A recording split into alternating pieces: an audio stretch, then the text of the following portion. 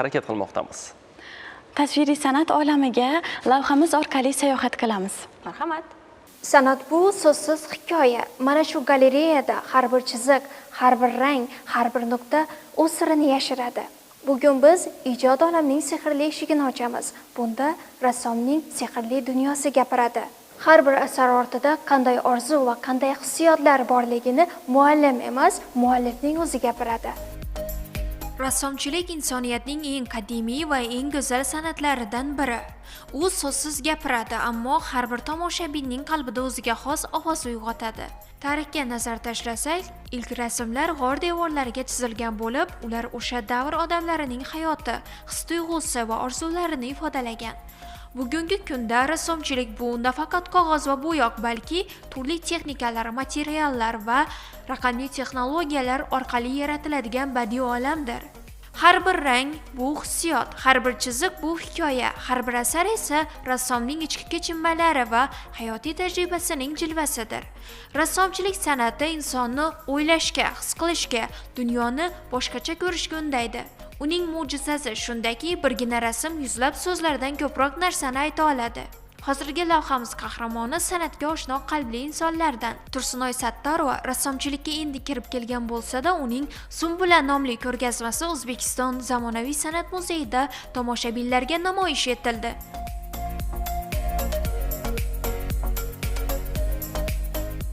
Mani san'at olamiga ilk qadamlarim, o'zim men asosiy sportchiman. 2 yil oldin men Urganch shahridagi shu muzeyga men shu chizgan rasmlarimni olib keldim.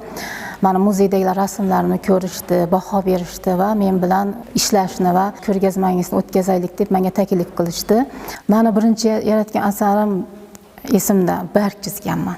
Men 4 ta faslni ham yaxshi ko'raman. Har bir faslni o'ziga yarasha manzarasi bor. Men shu har bir fasldan, shu manzarasidan o'zimga kerakli ilhomni olaman va shularni tasvirlayman. Har bir asarimda inson shu o'ziga kerakli bir narsalarni, shu meni asarlarimni olishini xohlayman.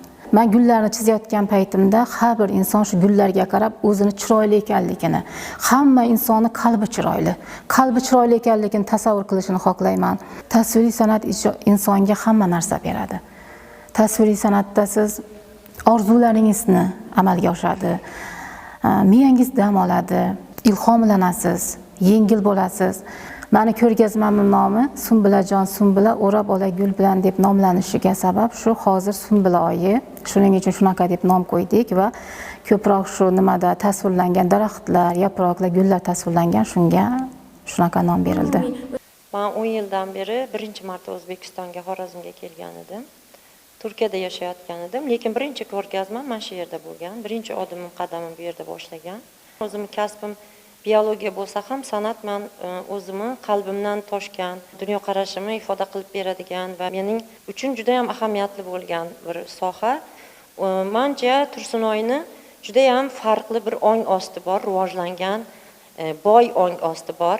Masalan, uni menga ham reportajlar olganda qanday janr saniki deyishganda men javob bera olmaganman. Qanaqa texnika bo'lishi, qanaqa janr bo'lishi meni qiziqtirmagan. Faqatgina shu qalbingiz to'lib ketgan paytida uni chiqarish, uni ifoda qilib berish faqatgina siz uchun muhim bo'ladi. Mencha Tursunoyda ham shunaqa. Boshqa suhbatlarimizda ham u menga aytib berganidek, masalan, o'zi bilmasdan chiqarib qo'yadigan simvollar bor. Bu uni ong ostidan kelyaptimi, parallel dunyolardan kelyaptimi, kosmosdan kelyaptimi, har xil ifodalar qilishimiz mumkin. Lekin shunisi aniq, Tursunoyni hali biz ismini ko'p eshitamiz deb o'ylayman. Uni yo'li ochiq. Men ham uni Turkiyaga ham taklif qilyapman. U yerda ham yana ham yangi asarlari bilan ko'rgazmasini qilishni istayapman.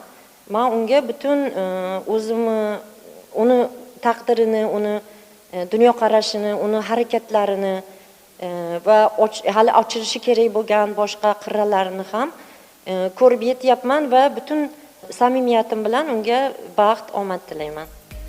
Qahramonimiz ushbu ko'rgazmadan o'rin olgan asarlarida asosan tabiat manzaralari va gullarni tasvirlagan. Bunga sabab ijodkorning yashil olamga bo'lgan muhabbatidir.